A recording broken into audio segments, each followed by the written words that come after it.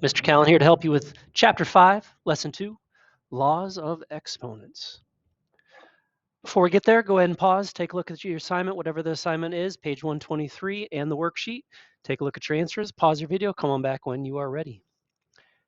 Did not include the answer for 38. I hope you guys dig a little deeper. We can talk to that when we next see each other. Now go ahead and pause your video, check out those, and come on back when you're ready. Number 5 has a big old question mark. Perhaps we can chat about that when we are in person. Now we're going to take everything we know about expressions with exponents, and we're going to use what we know to simplify algebraic expressions. So for instance, if we are going to divide 2 powers, or if we're going to multiply 2 powers, sooner or later we're going to use these skills for computing things in scientific notation, as well as understanding what the heck this means. But for today, I will use exponents to simplify algebraic expressions.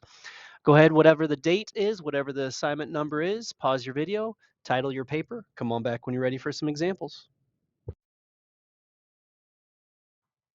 So how to multiply powers with like bases. Now remember, a power is made up of a base, that is the repeated factor, and the exponent, that is the number of times that you repeat that factor. So if I were to write 10 to the second power as 10 times 10, and then we're to write 10 to the third power as 10 times 10 times 10. Well, look, Mr. Cowan, look.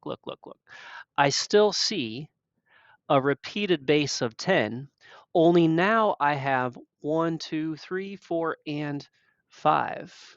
So we can simplify 10 to the second times 10 to the third as 10 to the fifth. Notice we don't have to multiply all the 10s out. We don't have to write it in standard normal form. We're going to rewrite it in exponential form. But now, instead of 2, we only have 1 power. All right, let's take a look. What if it's not a numeric base? What if it's an algebraic base? Well, I think you'll see some similarities here. For instance, what if we have n to the third? Well, that means n times another n. What if we have n to the fourth? Well, we're going to repeatedly multiply n by itself 4 times. In this case, we are still going to have n multiplied repeatedly, but now instead of 1, 2, 3, 4, 5, 6, oh, we got 7 of these.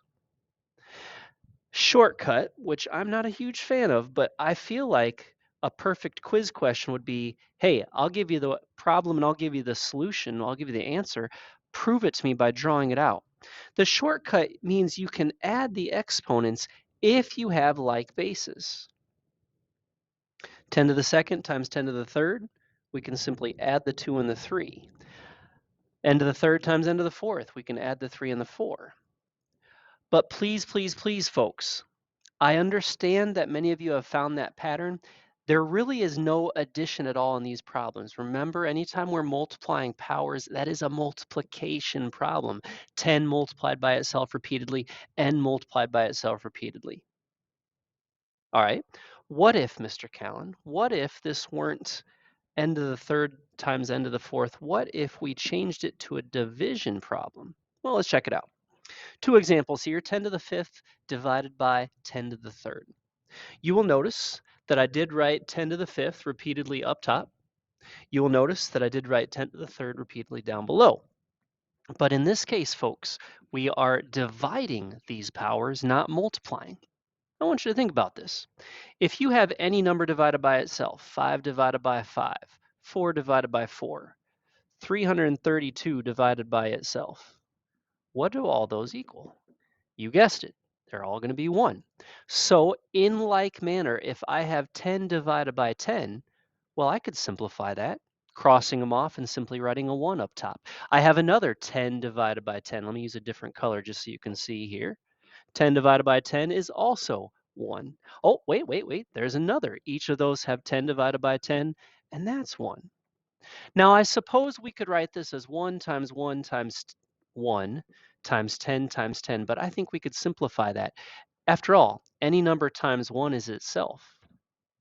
So in the end, our final answer is going to be 10 to the second power.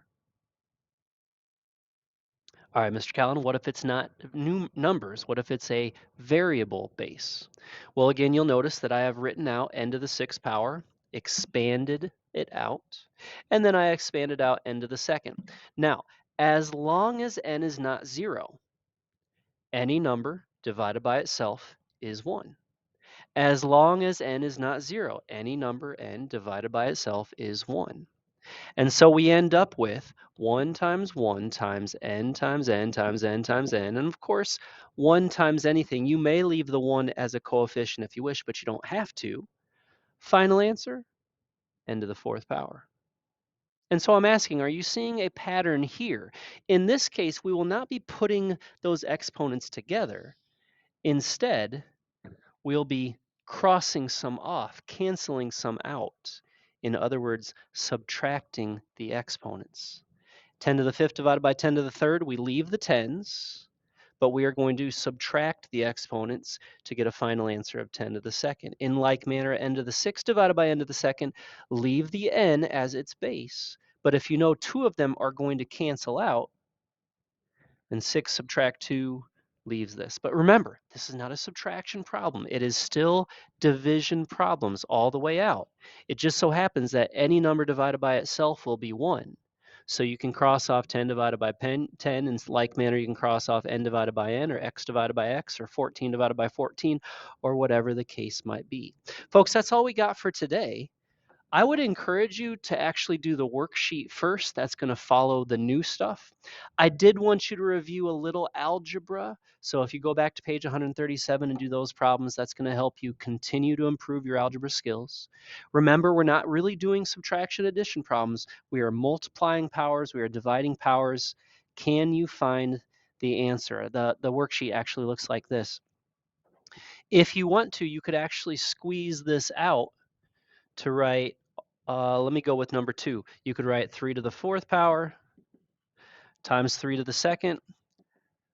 Or some of you might want to figure out the answer first and then prove it with your work.